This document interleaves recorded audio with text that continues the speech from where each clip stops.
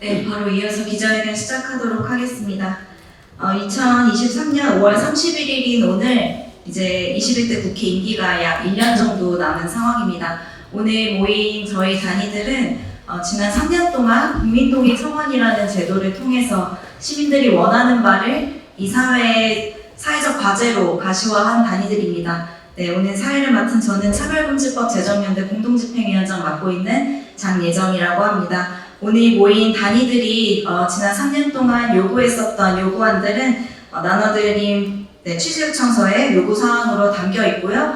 오늘 저희는 별도로 기자회견문 낭독은 없이 단위들이 지금 남은 1년 동안 21대 국회에 요구하는 바를 발언으로 말씀드리려고 합니다. 참석자분들은 발언 소개를 드리면서 가름하도록 하겠습니다. 첫 번째로는 저희 평등법 대표 발의 의원님이시기도 하고 오늘 모인 여러 단위들과 여러 가지 사회적 의제들 함께하고 계시는 더불어민주당 박주민 의원님 발언으로 시작하도록 하겠습니다.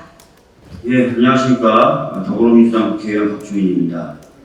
다 아시겠지만 우리 헌법 26조는 모든 국민은 법률이 정하는 바에 의하여 국가기관에 문서로 청원할 권리를 가진다.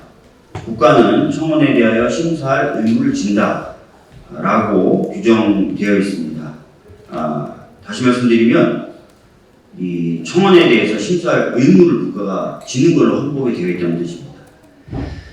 그리고 이런 헌법 규정에 따라서 국회법 그리고 청원법 등에서는 청원권을 행사할 수 있는 구체적인 절차가 마련되어 있기도 합니다. 그런데 한편 국회법은 청원이 장기간 심사를 요하고 90일 이내에 심사를 마치지 못하는 특별한 사유가 있는 경우에는 심사기간의 추가 연장을 요구할 수 있도록 규정하고 있어서 대부분의 청원은 국회 임기 만료일까지 심사기간이 연장되기 일쑤이고 결국 임기 만료로 폐기되는 수순을 밟고 있습니다. 청원권은 국가의 의사 형성에 국민의 의견이나 희망을 직접 전달할 수 있는 유일한 수단이라는 점에서 이와 같이 청원 심사 기간이 무분별하게 연장되었다가 임기 만료로 폐기되는 것은 사실상 국민의 청원권을 형해하는 것이라 할 수 있습니다. 이게 저는 심사 기간을 연장하더라도 6개월의 범위 내에서 한 번만 연장할 수 있도록 하는 국회법 개정안을 발의하기로 하였는데요. 이 법안 역시 해당 상임위의 문턱을 아직 넘지 못하고 있습니다. 오늘 기자회견은 국민들의 간절한 요청이 있었음에도 불구하고 여전히 소관 상임위에서 전자고 있는 많은 청원들이 되새겨지고 이제 1년여 남은 21대 국회 임기 동안 이 청원들이 제대로 심사받을 수 있기를 촉구하는 그런 자리입니다. 저 역시 남은 기간 동안 국회 소임을 다할 수 있도록 노력하겠습니다. 감사합니다. 네, 저는 지난 2021년 11월 9일 밤을 잊지 못합니다. 당시 차별금지법 국민동의 청원안 심사에 대한 국회 답을 듣기 위해 미료 활동가와 함께 부산에서 걸어서 서울로 도착하기 하루 전날 밤이었습니다. 11월 9일 당일 법사위 전체회의에서는 국민동의 청원안을 심사하지 않고 2024년 5월 29일까지 미뤘습니다. 국회의 답을 듣기 위해 걸어온 400km 길이 너무나도 허무하게 느껴졌습니다. 당시 법사위 위원장이 지금 민주당의 원내대표인 박광원 의원입니다. 그래서 작년 봄 단식 농성장의 의원 박광원 의원에게 왜 24년 5월 29일까지 미룬 것인지 물었습니다. 그런데 법안 심사를 놓친 것을 기억조차 못했습니다.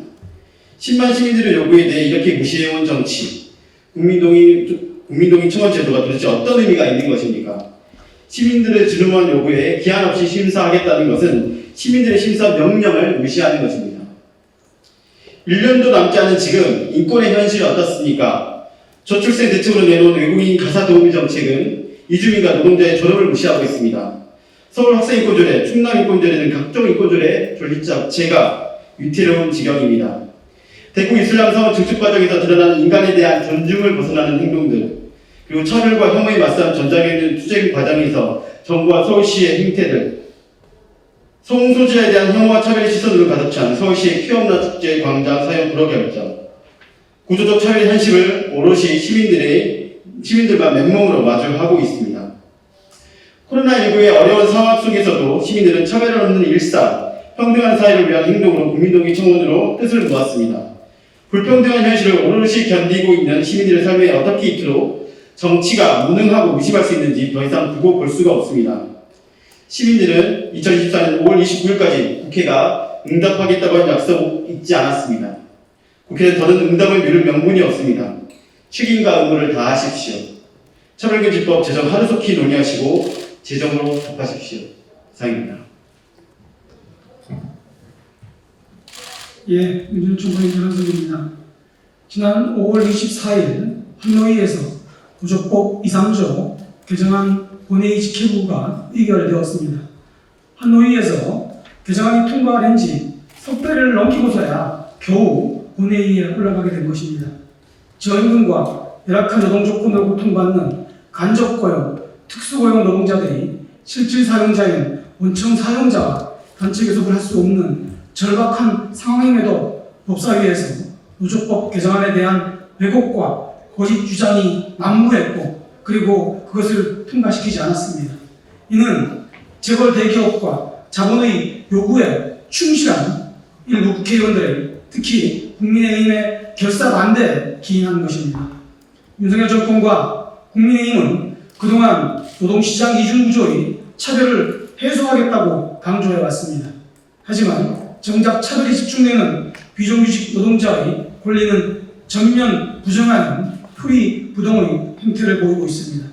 이미 모든 노동자에게 노동기본권을 보장해야 한다는 ILO 협약이 국내법과 동일하게 효력이 발생되고 있고 대법원 판결에서도 실질 사용자성을 인정하고 있음에도 사실을 왜곡한 거짓 주장으로 묻지마식 반대로 일관하고 있습니다. 국민의힘이 이런 행태를 보인 것은 단지 노조법 2, 3조 개정안만이 문제가 아닙니다. 전태일 3법, 중대재해처벌법 등 손배가압류 폭탄으로 고통받고 목숨을 잃는 수많은 노동자들의 눈물을 외면하고 노동자들의 노동권과 생명 안전을 위한 법은 반대하면서 재벌의 이익을 위한 대변론자의 역할을 자처해왔습니다. 최근에는 노조법 개정안이 본회의에 통과되어도 대통령이 거부권 행사를 하겠다는 방침이 여러 언론에서 보도되면서 지면을 채우고 있습니다. 윤석열 정권과 국민의힘은 이 법이 통과되면 파업권이 남발되고 그래서 노사관계가 파탄나고 산업 현장에 대혼란을 가져올 것이라 억지 거짓 주장을 앞세워서 여론몰이를 지속하고 있습니다. 이는 노동자들이 이중구조로 인한 차별을 해소하겠다는 윤석열 대통령의 주장이 거짓임을 확인시켜주는 것입니다. 이제 13년의 시간을 넘어 수백만 명 하청 노동자의 노동 기본권이 보장될 수 있는 첫 번째 법률 개정안이 본회의에 올라갔습니다. 파견법이 제정된 지 25년 만에 처음으로 비정규직 노동자의 권리를 향상시킬 수 있는 법안이 부의된 것입니다. 1년의 임기를 남겨놓은 국회는 여야를 떠나서 헌법이 보장하는 노동상권에 맞게 그리고 대법원의 판결과 국제노동기준에 맞게 노조법 2, 3조 개정과 노동시장 이중구조 차별 해소를 위한 초기업 교섭 입법에 그런 요구에 성실히 답해 줄 것을 촉구합니다. 아울러 윤석열 대통령은 거부권 정치, 노조 탄압, 민주, 민생, 평화 파괴 정책을 즉각 중단하고 노동자들의 국민들의 노동권과 시민권을 보장해 줄 것을 강력히 촉구합니다. 이상입니다.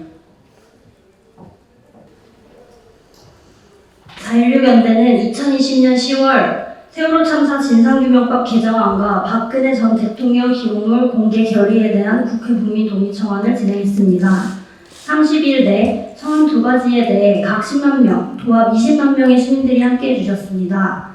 박근혜 전 대통령 기록물은 참사 당시 대통령과 청와대 등 컨트롤타워가 초기 구조 과정에서 무엇을 했고 무엇을 하지 않았는지를 밝힐 수 있으며 참사 후 박근혜 정권이 피해자와 시민을 반정부 세력으로 규정하고 국가 공권력을 동원하여 진상규명을 방해하고 민간인을 사찰한 국가범죄에 대해 진상을 규명할 수 있는 중요한 자료입니다. 황교안 직무대행이 이를 대통령 기록물로 지정해버려 접근이 막히면서 독립적 조사기구인 사회적참사특별조사위원회조차 면밀히 조사하지 못했습니다. 이처럼 성역이 존재하는 상황에서 최근 세월호 참사 특별조사위원회를 방해했던 정부 주요 인사 이병기 전 청와대 비서실장, 김영석 전 해양수산부 장관, 안종범 전 경제수석은 무죄를 선고받기까지 했습니다. 이런 상황에서 청원 성립 후 현재 2년 6개월이 지났습니다. 하지만 아직도 본회의는커녕 상임위에 배정만 된 상태로 법안 소위에서조차 다뤄지지 못한 것으로 보입니다. 국회에서 제대로 논의조차 안 된 것은 10만 시민의 청원을 무시하는 행위로밖에 보이지 않습니다. 시민들을 대변해 사회적으로 논의하라고 뽑아둔 것이 국회의원들입니다. 국회는 수많은 시민들의 청원에 대해 입법적 대답을 내놓아야 할 때입니다. 세월호 참사를 겪으며 다시는 이런 일이 발생하면 안 된다고 다짐했던 2014년을 떠올리십시오. 참사 피해자들과 시민들의 진실에 대해 알 권리를 실현하기 위해 국회는 이를 적극적으로 행해야 할 때입니다. 21대 국회가 남은 1년의 임기 동안 책임을 다하기를 진심으로 바랍니다. 이상입니다. 네, 국가헌법 폐지 국민동의청원은 2021년 5월 10일부터 5월 10일까지 단 9일 동안 10만 명의 시민들의 마음을 모아 국회에 청원되었습니다. 하지만 앞에서 이야기됐던 다른 법안들과 비슷하게 여전히 단 한 번도 해당 상임위에서 논의조차 되지 못한 채 청원 동의 연장만 이어졌습니다. 알고 계신 것처럼 국가보안법은 그동안 우리 역사 속에서 정권 유지의 수단으로 표현의 자유, 사상의 자유를 억압하는 도구로 또 차별과 배제, 혐오를 조장하고 민주질서를 부정하는 기제로 민족의 화해와 평화 통일을 역행하는 제도로서 이용되어 왔다는 것이 우리 역사가 증명해주고 있습니다. 윤석열 정부 출범 1년 동안 국가보안법 위반으로 구속되어 현재 수감되어 있는 사람들이 10명에 이릅니다. 얼마 전에는 한 IT 사업가가 징역 4년을 선고받았다가 항소심에서 무죄를 받은 적도 있습니다. 이처럼 국가보안법의 칼날은 어느 정권을 가리지 않고 계속 시민들을 옥죄왔었는데요. 무죄를 받은 사람에게도 국가보안법은 또 그 국가보안법을 시행한 공안당국은 단 한 번도 사과한 적도 없습니다. 유엔에서는 1992년, 99년, 2005년에 각각 국가보안법 폐지를 권고했고 국가인권위원회조차도 여러 차례 국가보안법 폐지를 권고한 바 있습니다. 17년 만에 지금 국회에는 2건의 국가보안법 폐지 법안이 발의되어 있습니다. 일단 논의라도 시작하고 싶습니다. 국가보안법 폐지 법안을 해당 상임위에서 상정해서 토론하고 논의하는 과정이라도 저희들은 보고 싶다는 심정입니다. 국가보안법 폐지를 말하는 것이 금기시되어 있는 지금 이 시대, 과연 누가 누구를 검열하고 억압하고 있는가 이 국회 현실에서 보여주고 있습니다. 국회의원 여러분들께서도 용기를 내셔서 반인권 악법이고 반문명적인 악법인 국가보안법 폐지 논의에 나서주시기를 부탁드립니다. 감사합니다. 방금 소개받은 윤목담이라고 합니다. 이제 이태원 참사가 발생한 지 7개월이 지났습니다. 그런데 경찰청 특수본 수사나 국정조사에서 다 밝히지 못했다고 해서 저희는 특별법 제정을 요구하고 있습니다. 전국을 순회한 진실버스에 이어서 5만 명의 국민동의 청원을 거쳐 183명의 의원님들이 참여해서 특별법 제정 출발을 하였습니다. 그럼에도 여전히 정부 여당에서는 우호적이지 않은 태도를 보이고 있습니다. 최근 정부 의견서에 따르면은 특별조사위원회의 진상규명은 기존의 특수본 수사나 검찰 그리고 국회 국정조사와 기능이 중복된다. 따라서 불필요하다는 의견을 행정안전부에서 제기하였습니다. 그러나 특수본 수사에서 밝힌 군중 유체화라는 것은 밀집 관리에 실패해서 유체화가 되었다는 최종 결과일 뿐 사건의 원인이자 진상으로 볼 수 없습니다. 왜 그동안 몇 년간 헬로윈데이에 배치했던 경비경찰을 유독 작년에 배치하지 않은 것인지, 청와대 앞에서의 용산 대통령실 앞에서의 집회 시위 때문인지, 아니면 혹여 마약 수사를 위해서 일부러 그런 건 아닌지, 참사 수습은 왜 그렇게 더디고 응급구조에 실패했는지, 왜 희생자들을 40군데 넘는 영안실로 흩뿌려 놓았는지, 그날의 진실을 우리는 알아야만 하겠습니다. 그래야 다시 이 같은 참사가 재발되지 않을 것이고 다시는 이러한 억울한 죽음이 반복되지 않을 것입니다. 따라서 이태원 참사 특별법은 단지 유가족만을 위한 법이 아닙니다. 다시는 참사가 발생하지 않도록 안전한 사회를 다음 세대에 물려주고자 하는 모든 국민들의 열망을 담은 법입니다. 이 자리에서 우리는 특별법 제정을 간절히 호소합니다. 억울하고 분통 터지게 사랑하는 가족을 잃은 유가족의 마음을 제대로 어루만져 줄 때 국회는 비로소 국민의 대표로서 시작할 수 있을 것입니다. 특히 정부 여당이 호소합니다. 유가족들의 피 맺힌 절규에 응답해 주시기 바랍니다. 이러한 간절한 외침을 외면한다면 국민의 심판을 받게 되리라는 것을 엄중히 경고합니다. 부디 특별법 제정에 적극 동참해 주시기 바랍니다. 저희 12구 이태원 참사 시민대책회의는 이태원 참사 유가족들과 함께 특별법 제정의 그날까지 끝까지 함께하겠습니다. 이상입니다.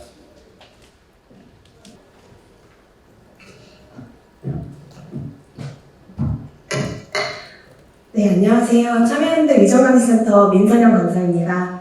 21대 국회에서 성립된 국민동의청원은 총 62건으로 심사가 계속 중인 계류가 56건, 본회의 불부의가 4건, 대안발령 폐기가 1건, 철회가 1건 있었습니다. 철회는 1건을 제외하고 61건 중 5건이 국회 심사를 마친 상태라 보았을 때 8.2%만이 국민동의청원의 완결성을 갖춘 것이라 볼 수 있습니다. 그러나 나머지 91.8%의 성립청원은 여전히 방치되어 있습니다. 가장 오랫동안 방치되어 있는 청원은 오늘로서 1058일째 계류되고 있는 포괄적 차별금지법 반대에 관한 청원으로 10만 명이 동의해 성립되었으나 계속해서 소위에서 심사가 계류되어 2024년 5월 29일까지 심사가 연장되고 있습니다. 청원에 담긴 내용을 떠나 국민동의 청원 자체에 대해서 제대로 심사하는 이 요구는 국민동의 청원 내용 안에 담긴 내용 고지국대로 법을 개정하고 제정하라는 뜻이 아니라 이 법을 개정할 수 있다면 어떻게 개정할 수 있는지, 개정을 하지 못하겠다면 왜 개정을 못하겠는지 제대로 의견을 밝혀달라는 것입니다. 그렇기 때문에 이제 2021년 11월 23일, 지금부터 1년 6개월 전 이미 참여연대를 비롯한 시민사회단체들, 이제 민주노총, 참여금지법 제정연대, 사회적 협동조합 파티와 함께 이 자리에 오셔서 국민동의 청원의 성립 기준을 완화하고 제때 제대로 심사하라는 청원을 제출한 바 있습니다. 그러나 이마저도 21대 국회 임기 만료인 2024년 5월 29일까지 연장되고 말았습니다. 국민동의 청원과 같은 입법청원안을 무기한 연장하지 말라고 했더니 이마저도 무기한 연장되는 아이러니한 현실이 아닐 수 없습니다. 아무래도 잊고 계신 것 같아 다시 한번 제안합니다. 첫째, 무기한 심사 연장을 가능하게 하는 조항을 완전 폐지합시다. 일정 기간 내에 청원에 대한 심사를 마치고 각오를 결정하도록 무기한 심사 연장을 방지하라는 것입니다. 둘째, 모든 청원인의 진술권을 보장하고 재정법안이나 찬반 양론이 있는 사안의 경우 공청회를 개최하도록 하며 국회 방송을 통해 중계합시다. 그렇게 된다면 국민동의 청원에 참여한 시민들에 대한 국회가 절차적으로 존중하고 있을 뿐만 아니라 그리고 본심의 이전에 위원들이 청원한 내용들을 보다 숙지할 수 있게 도움으로써 청원 취지에 어긋나는 법안이 만들어지는 결과를 막을 수 있을 것입니다. 이를 토대로 21대 국회가 남은 1년 동안 제대로 입법 개정에 함께해 주시길 요청드리면서 오늘 이렇게 발언을 마무리하도록 하겠습니다. 감사합니다. 네, 오늘 함께한 단위들의 요구안들입니다. 차별금지법 제정, 노조법 2조 3조 개정, 초기업 교섭과 선별교섭 활성화를 위한 제도의 마련, 국가보안법 폐지, 이태원 참사 특별법 제정, 세월호 참사의 성역 없는 진상규명을 위한 대통령 기록물 공개, 그리고 국민동의 청원 제도의 무기한 무심사, 독소조항 삭제입니다. 21대 국회 임기 이제 1년 동안 지금 이 사회의 가장 중요한 현안들을 위해서 역할을 다해 주실 것을 촉구합니다. 이상 기자회견 마치겠습니다. 감사합니다.